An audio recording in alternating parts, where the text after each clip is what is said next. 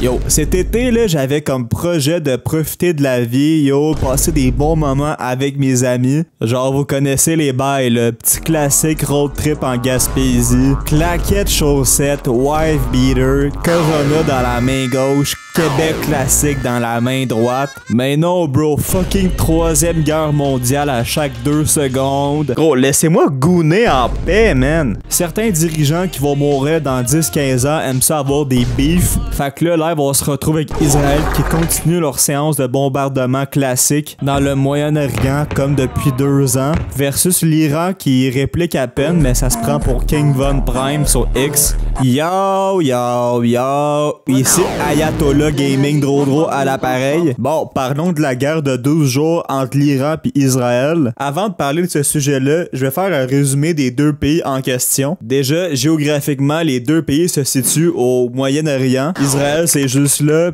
Pis l'Iran, c'est là. Allez, let's go! Déjà, pour commencer, le régime politique en Israël, il est stupide parce que Netanyahu, c'est un criminel de guerre, bro. Fait que live, Israël fait un à Gaza. J'ai la flemme de rentrer en détail sur ce sujet-là parce que c'est vraiment technique, mais tu sais, live, il y a un qui se passe à Gaza pis c'est à cause d'Israël.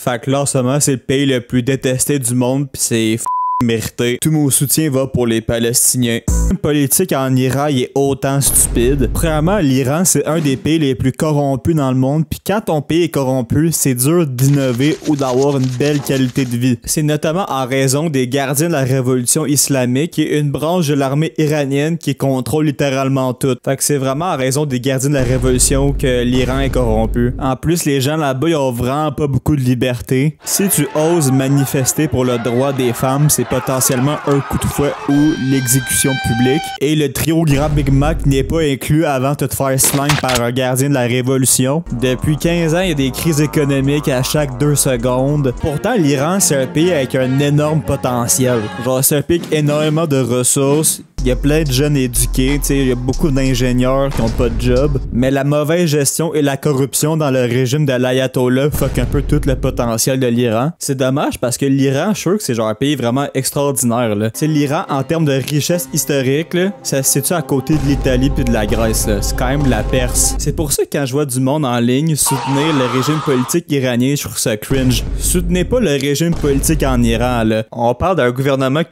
sa population, là. Allez parler à des amis, allez faire du hiking, je sais pas. Vous savez quoi? Des shit. Soutenez pas le régime politique en Iran, en Israël. Soutenez les cantons de l'Est. Il y a aussi les sanctions économiques américaines qui nuisent énormément à l'Iran, mais tu sais, je vais te parler de ça plus tard dans la vidéo. Ok, mais pourquoi Iran contre Israël? En fait, il faut savoir que dans ces 2 pays-là, c'est vraiment ancré dans leur culture de se détester. Israël, ils détestent l'Iran en raison que c'est l'Iran qui leur cause le plus de danger en termes de sécurité. Parce que tu sais, c'est l'Iran qui finance le Hamas qui est juste là, qui finance le Hezbollah qui est juste là, qui finance les Houthis qui sont juste là, pis tu sais, des fois les Houthis aiment ça lancer des petits missiles sur Israël. Puis c'est 3 groupes terroristes qui sont hostiles à Israël. Et l'Iran, c'est le pays le plus ouvertement hostile à Israël dans le Moyen-Orient. Genre, ce dude-là faisait des speeches quotidiennement sur le fait qu'il souhaitait la mort à Israël.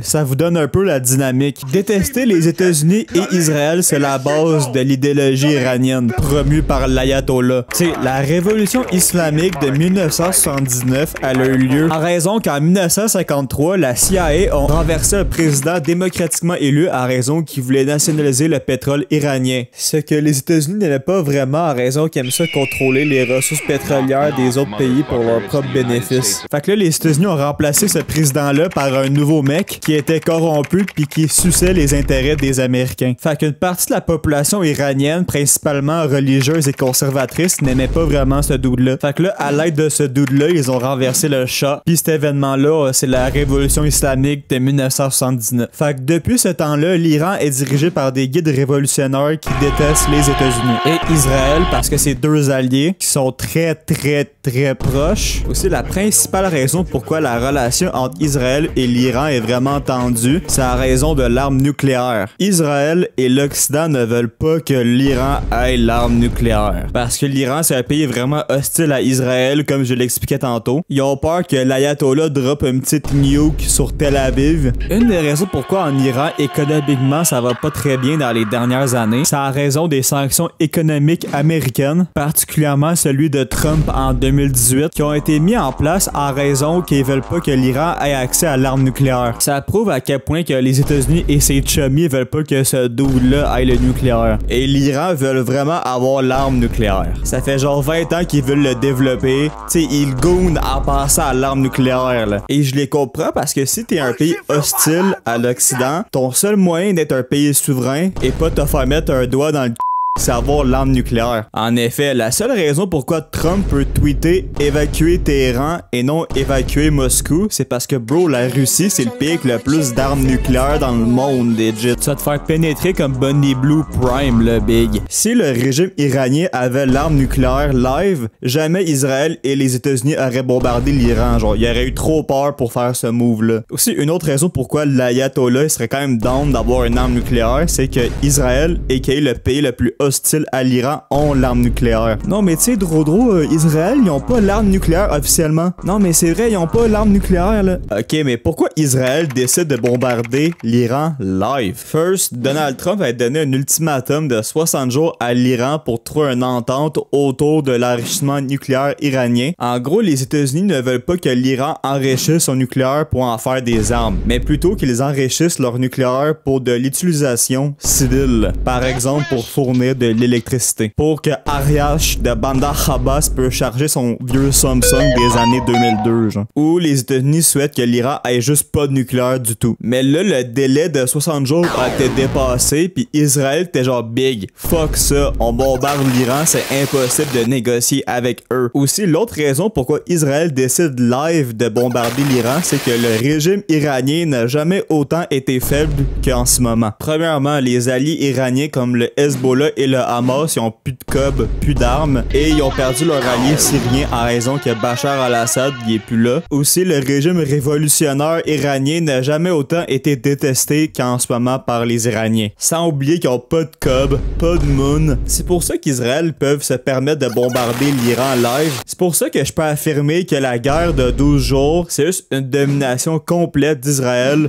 au niveau aérien. Genre, en 12 jours, Israël a tellement détruit d'infrastructures importantes et de haut gradés du régime iranien. Genre, c'est cave. Et la République iranienne était vraiment mince et quasiment pas existante. Même si Israël, c'est probablement le pays que je déteste le plus dans le monde, il faut admettre que leur armée est bien organisée et vraiment de qualité, genre. Contrairement à l'armée iranienne qui est plus grosse, mais tu sais, genre plus désorganisée et corrompue. Pis c'est vraiment triste pour la population iranienne. Premièrement parce qu'ils se font bombardés par Israël puis il y a des morts et tout. Aussi, le gouvernement restreint tellement leur population en termes de liberté en raison qu'ils veulent proposer une idéologie opposée à celle de l'Occident. Puis cette même population voit son pays se faire humilier par Israël et les États-Unis. Tu sais, le régime iranien a vraiment échoué à leur plus grande promesse qui était de protéger leur population contre les États-Unis et Israël. Tu sais, c'est crazy, là. Mais là, pour les personnes qui font de l'anxiété, là, je pense pas qu'il y aura de troisième guerre mondiale. Déjà, live, il y a un cessez de feu, mais tu sais, à quel point il va durer, je sais pas, parce que tu sais, l'Iran, ils vont clairement pas arrêter d'enrichir leur nucléaire. Mais aussi, tu sais, les États-Unis puis Israël, ils ont pas des capacités militaires à l'infini, là. Et pour que ça dégénère en troisième guerre mondiale, faudrait que la Chine et la Russie rejoignent l'Iran pour les aider. Le problème, c'est que live, la Russie ont pas de cob, puis ils sont déjà en guerre avec un autre pays. Aussi, il y a beaucoup de personnes qui disent que la Chine pourrait aider l'Iran parce que tu sais, la Chine, ça guette beaucoup de pétrole iranien. Mais je suis pas d'accord avec ça. Parce que la Chine achète principalement son pétrole de la Russie, de l'Arabie Saoudite ou genre des Émirats Arabes Unis. Tu sais, selon les sources, c'est environ 2 à 10% du pétrole importé en Chine qui vient de l'Iran. Fait que tu sais, la Chine n'iront pas en guerre mondiale pour un petit pourcentage de même. Tu sais, ils vont acheter plus de pétrole en Arabie Saoudite ou en Malaisie, là. Mais il y a un truc que l'Iran peut faire, c'est de bloquer le détroit d'Ormuz qui bloque l'accès au golfe Persique. Puis il faut savoir que le 1/5 du pétrole consommé dans le monde vient viennent de cette région-là. Fait que si l'Iran décide de bloquer le détroit d'Ormuz, ça se peut que ça fasse une petite crise économique puis ça coûte plus cher de remplir ton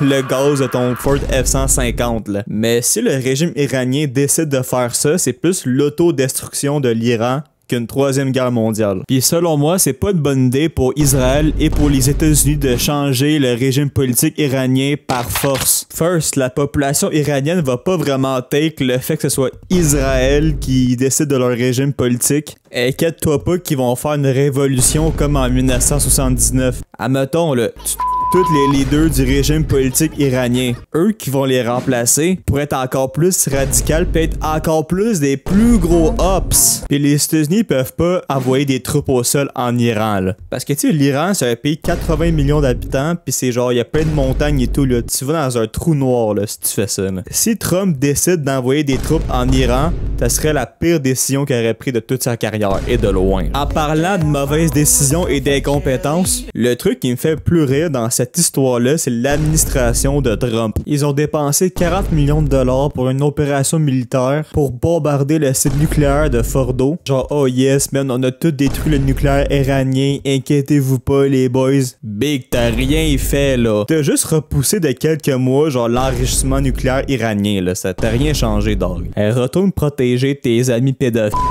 Fait qu'à guess, c'est ça la vibe là. On coupe Medicaid puis on bombarde l'Iran.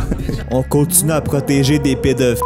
Bref, la guerre, c'est un peu de cave. À tous les matins, je suis reconnaissant, genre, d'être né au Québec. Parce que, tu sais, nous, on peut aller au Ben, on se boit la bédaine, manger une crème glacée trempée dans le chocolat caramel fleur de sel, là. Puis on n'a pas à avoir peur de, genre, d'un bombardement d'un F-35 israélien, là. Tu sais, fait qu'on est chill, là. Genre, shout out le Québec pour ça, là. Fait que abonnez-vous à mon Instagram, abonnez-vous à ma chaîne YouTube. C'est ciao! Je parlais pas du kombucha, là.